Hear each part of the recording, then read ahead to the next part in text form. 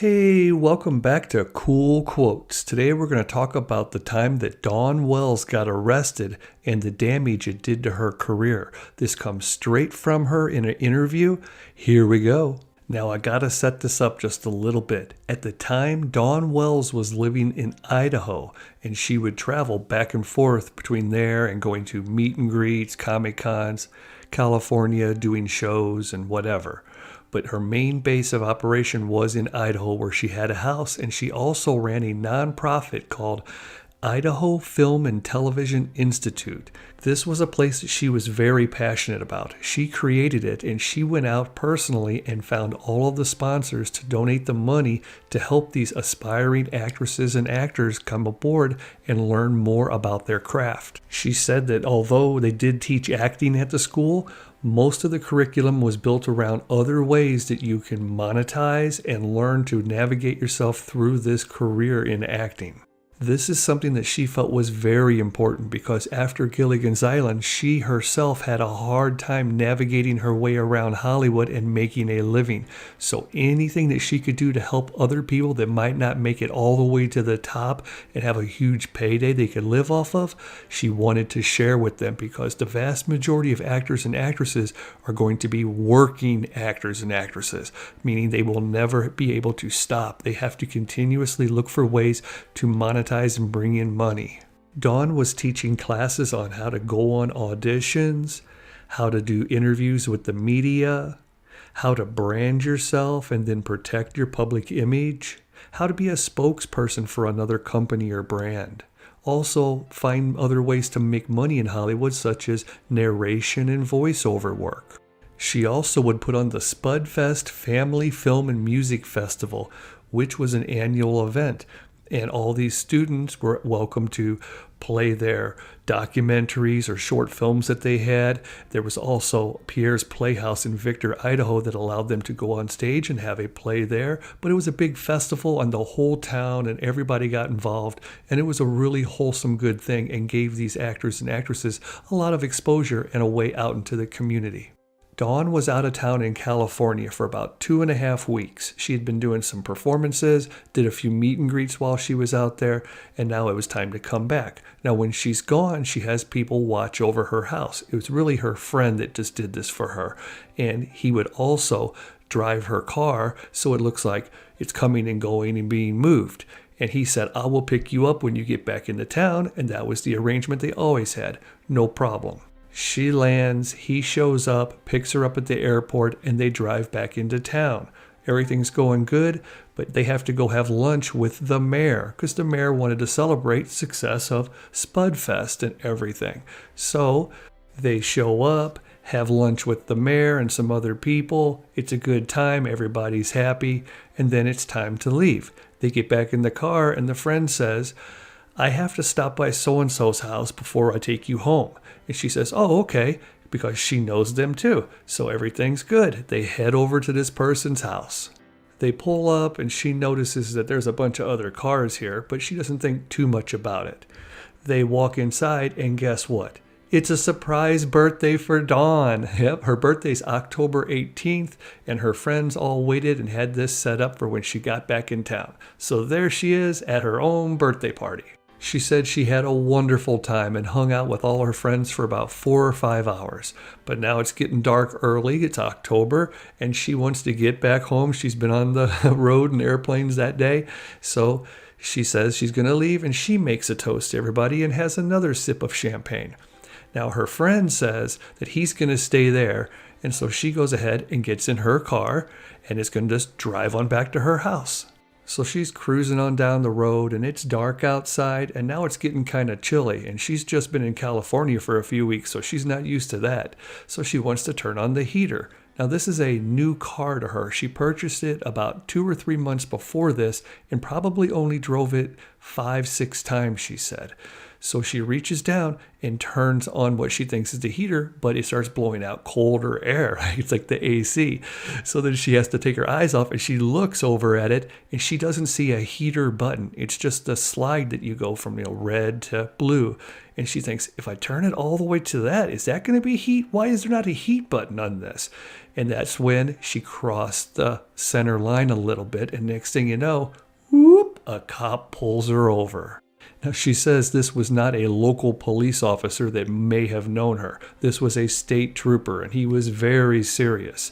So when he came up to the window, he said, license and registration. She fumbled around, got it for him. He went back to his car, and he came back up.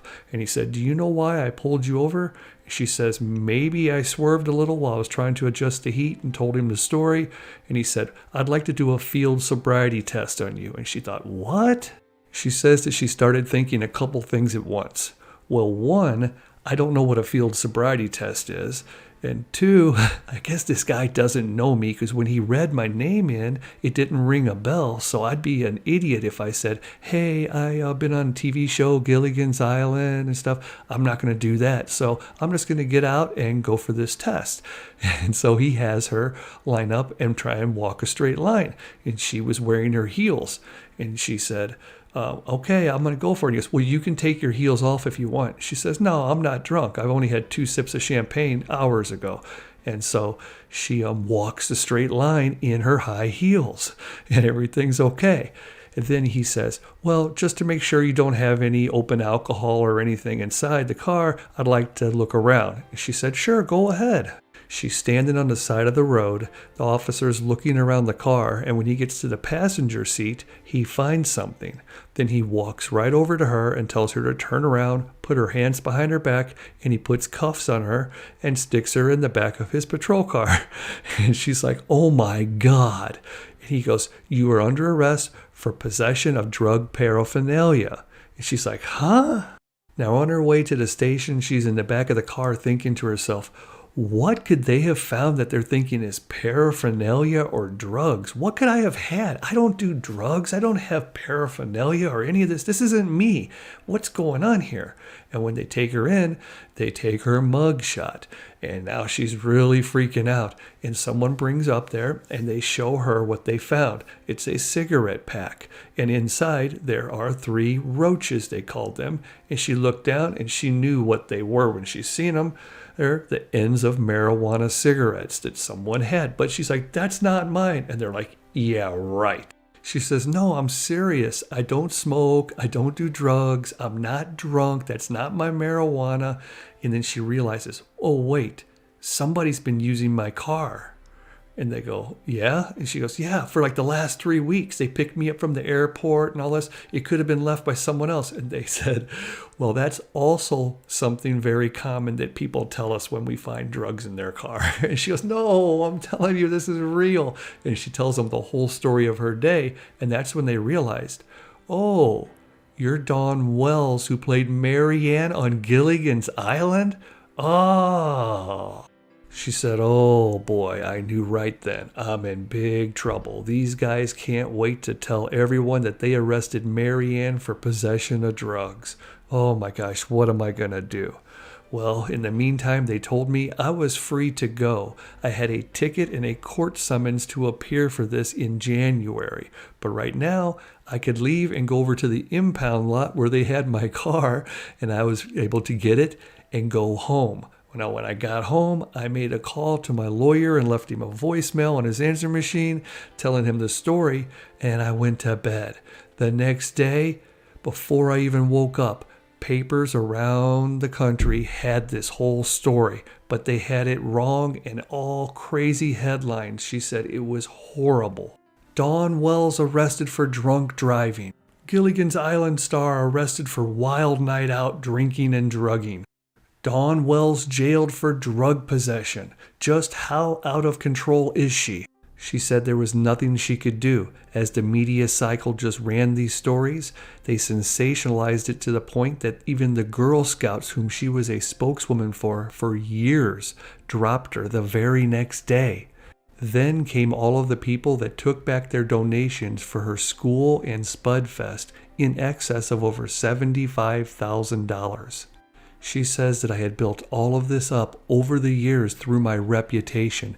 I was the good girl. I really was Marianne. You never seen me running around Hollywood with all these men. I was never caught doing drugs.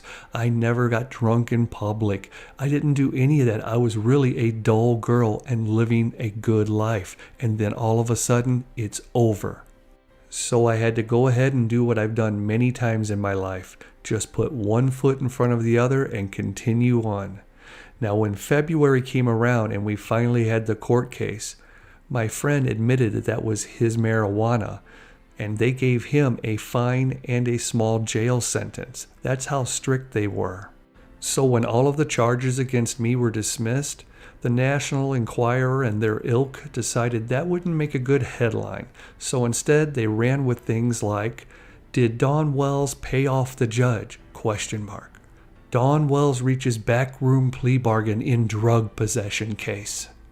Not only that, but the marijuana magazines started putting my picture on their cover, acting as if I was a spokesperson for them or their cause. At this point, I realized just let the media do what it's going to do and only speak to the media if they're interested in knowing the truth. Other than that, I'll stay close to my friends and my fans because they really do know me and they really care. Well, I hope you enjoyed this video, and if you did, please subscribe now. You may never find it again. Dawn Wells is one of my favorite people of all time. I have her book, and I have a bunch of interviews saved with her. I'm going through them, and I will come back with more cool quotes directly from her and other people that I really care about.